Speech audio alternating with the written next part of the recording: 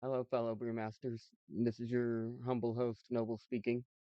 I'm going to be doing a deck tech today based on some spoilers from the Final Fantasy Universes Beyond.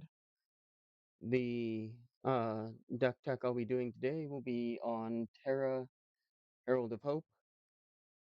She is one of the commanders from the Final Fantasy Universes Beyond commander decks.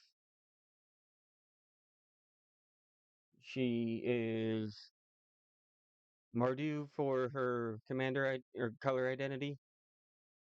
Red, white, and black. Her ability reads Trance. At the beginning of combat on your turn, mill 2 cards. Terra gains flying until end of turn. Whenever Terra deals combat damage to a player, you may pay 2 generic mana. When you do, return target creature card with power 3 or less from your graveyard to the battlefield tapped. Now, most people will believe that this is a downside to this commander. I am in the firm camp that a commander does not have to be in the Golden Three. The Golden Three being presenting card draw, a mana sink, or a combo piece, or some combination of the three. This commander, I look at her as a utility piece. Now, what is a utility piece for a commander? It's a commander that goes and puts, for example, the final nail in the coffin. What she basically reads as is, okay, I've assembled my combo. I need one more piece. She mills 2 cards. Maybe your combo piece is in there. The goal for this commander is to have your combo piece already in the graveyard for her to reanimate on combat damage. There are a few ways in the deck to make her able to get through even if someone's got a flying blocker. And when she is able to connect, you just pay the 2 mana, you bring out the combo piece, and you win on the spot. It's supposed to be a somewhat layered list with the combo pieces that you mainly want to search for are the Forsaken Miner combo pieces. Blood Artist, Forsaken Miner,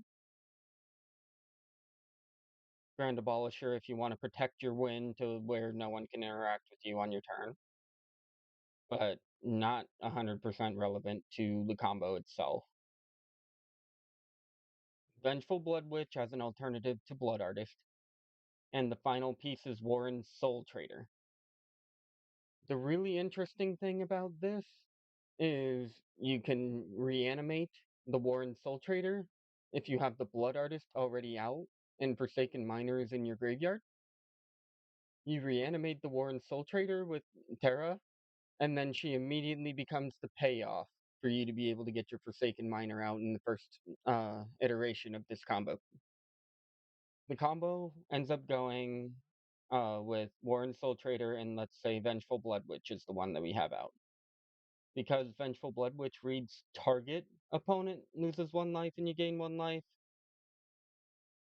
the Forsaken Miner will see that you have committed a crime. To commit a crime is to do any sort of targeting that has anything to do with your opponents. Now, you may notice it says you may pay black. If you do, return Forsaken Miner from your graveyard to the battlefield. What that ends up doing is it takes that treasure from the Warren Soul Trader, you sack it and make it black, and Forsaken Miner ends up going to the battlefield. And then you sack the Forsaken Miner to the Warren Soul Trader, triggering the Vengeful Blood Witch. The Vengeful Blood Witch then hits an opponent, and then your Forsaken Miner sees that you've committed a crime.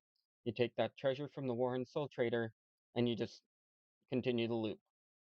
Now, it is best to do this under a silence, where you cast silence in your first main phase before you did this, or you sacrificed Ranger Captain of Eos, or you have Grand Abolisher out. That way, this win is protected no matter who tries to interact with you prior to this. There are a few other combos in the deck, like one that is very, very obvious once you see it. I do have Underworld Breach in the deck. This is also a Breach deck. What Breach, what Underworld Breach does is each non-land card in your graveyard has escape. The escape cost is equal to the card's mana cost plus exile 3 other cards from your graveyard. Now, there is one loop that is really obvious between Underworld Breach and Wheel of Fortune. All players discard their hands and draw 7 new cards. Now, you exile 3 cards from your graveyard. You cast the Wheel of Fortune. It helps if you have Lion's Eye Diamond as well in the graveyard, so you can just keep recasting that and discarding your 7 to Lion's Eye Diamond, cast Wheel of Fortune, everybody else discards 7, you draw 7, and they draw 7. This will essentially mill them out if they are a draw-hungry deck, like a blue deck with Rhystic Study or Mystic Remora. You know, the forbidden enchantments that we are not allowed to play because we don't have blue. Our alternative to not being able to draw any cards is we tax them with this card called Smothering Tithe. People do not like paying taxes in reality or in the game. So we are more than likely going to have all the ramp we could ever want with this card. Um, another kind of combo that we have, or combo enabler, I should say, is Razaketh the Foul-Blooded with where is it? Gleeful Demolition. This ends up setting up our Underworld Breach immediately. Or we can grab the pieces we need for the Forsaken Miner and just hard cast all of the Forsaken Miner pieces. That is not ideal. However, sometimes our commander gets hated out of the game and we can't reanimate anything because she's gone. So that is what that's for. Altar of the Brood is a kind of alternative to having a Blood Artist effect out for the Forsaken Miner. And it's for if we have the Phyrexian Altar versus the Warren Soul Trader. Since we don't want to be losing life when we sack the creature, because then we're limited by our life total, we would rather be unlimited. So an alternative to the Warren Soul Trader and Blood Artist combo is Phyrexian Altar, Forsaken Miner, and Altar of the Brood. Because Altar of the Brood... Oh wait, we still need a crime committer for this, so never mind about that combo. This is a good alternative anyways, just in case we need to mill someone out because they have too much life or their life total can't change. Like, say they cast an Angel's Grace to try to prevent us from winning. That's okay. We'll just mill them out and then they lose when they draw. It's a way to get around Angel's Grace. It's a way to get around the cards that say they can't lose the game this turn. It's just essentially a really good way to check all the boxes, so to speak. Altar of Dementia, however, is another combo piece that can go infinite with several of our items. However, we like cards in our graveyard as well, so Altar of Dementia is more than likely going to be just targeting us.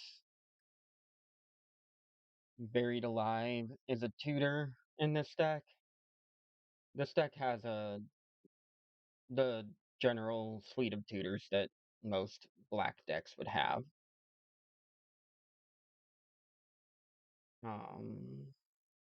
Let's see. What else do I want to bring up about this deck? Because a lot of people have told me that this deck is not going to do as well as I expect it to. However, in gold fishing, I got consistent turn threes, fours, and fives for presenting wins. I actually managed to get a turn two combo out with uh, the Forsaken Miner combo. It was immediate win on the spot, basically, in terms of the goldfish. So this deck does run only 26 lands. It's a little light on the lands. However, there's enough mana pieces in the artifacts that I am not super worried about not having the mana. You mulligan until you have at least two lands and maybe one or two pieces of ramp in addition to a tutor or a piece of draw like your Esper Sentinel or Archivist of Ogma. Esper Sentinel is the better of the two, for sure. Now, one thing that a person who is kind of becoming a close friend of mine, we started talking in the Thunder Conductor community Discord. His name is Busy Baxon, and he brought up these evoke creatures. And he mentioned that they are all within the range of what Terra is looking for. So essentially, what this deck does is it basically bides its time. What it'll do is it'll sit there and it'll control the board, control the hand, and with Solitude, just straight up get rid of problem creatures. Um, not by casting, so it gets around counter spells and Dranith Magistrates and stuff like that. This deck actually rides underneath stacks fairly easily.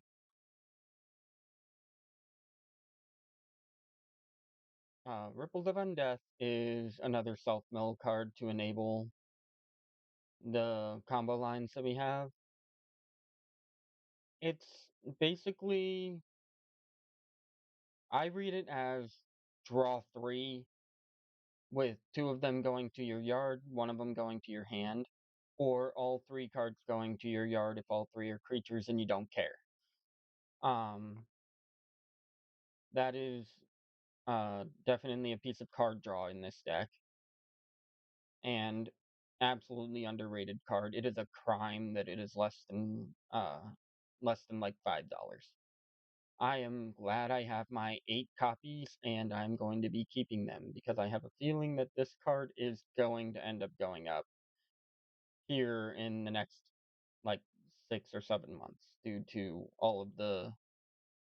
uh car all of the commanders that have been centering around mill lately, or just straight up having cards in the graveyard when they're required, like Hashaton, um, Petramos, kind of. Petramos requires cards in the graveyard to be exiled on your turn so that it can go and do its thing. There's actually another Fallout command, or Fallout. Why do I keep saying Fallout? Final Fantasy commander that uh was spoiled alongside Terra. The name, I'm probably going to butcher it, is, I can't even remember at this point. So let's go ahead and refer my notes.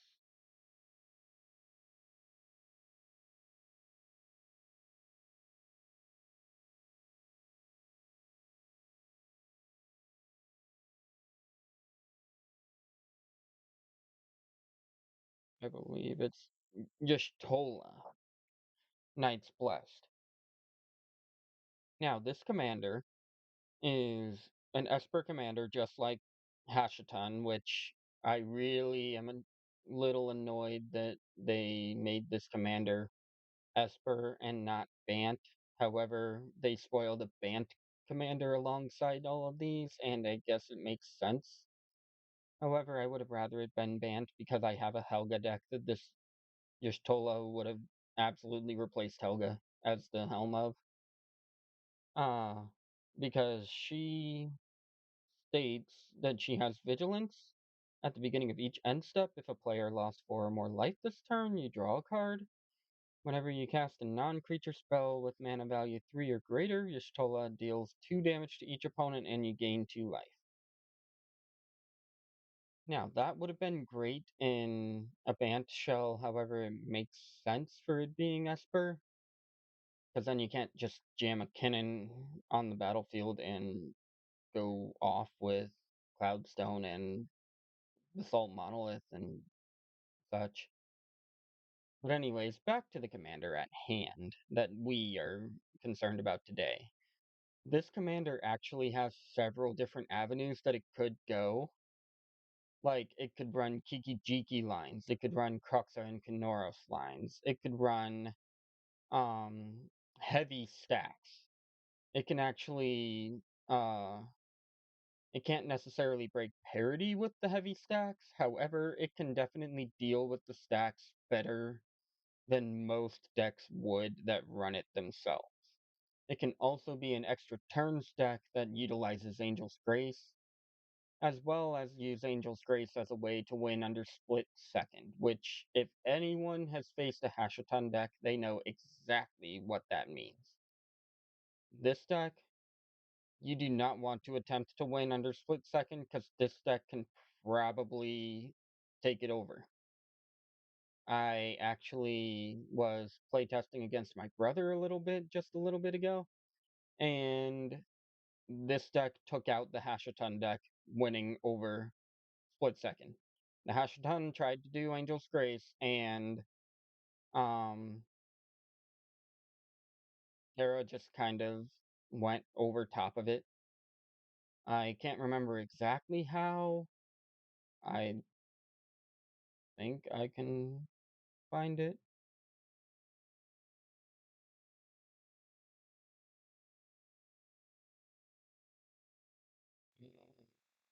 Nope, I can't remember exactly how I had managed to win over top of the Hashaton deck, but that Hashaton deck is tough to beat. It has 55 games under its belt, and its win percentage is 60% as of testing. So this deck being able to win over split second is kind of interesting and was not exactly what I was expecting. Anyways, this video is probably getting a little long, and I'm sorry for the kind of bouncing back and forth. I'm still kind of new at this YouTube thing. If you have any questions, feel free to leave them in the comments. If you have any suggestions, leave those in the comments as well. If anyone wants to argue with me about how utility versus the Golden 3 doesn't work, feel free to message me in the comments or find me on Discord. I'll have the Discord that I am a part of and extremely active in linked in the description down below, along with the deck list. And I'll have Busy Baxton's list tagged in the description down below as well if you want to try that one out. And please like, comment, share, subscribe, do all of the things, ring that bell. I very much want to get my YouTube channel going, and this is the first video I've posted in a little bit. One last thing before I end up going out, because I just remembered it. Underworld Breach, Wheel of Fortune, and Orcish Bowmasters equals your opponents all die. So make sure you flash out your Orcish Bowmasters before you go discarding it to your Wheel of Fortune. Anyways, this is your humble barkeep Noble, going ahead and signing out.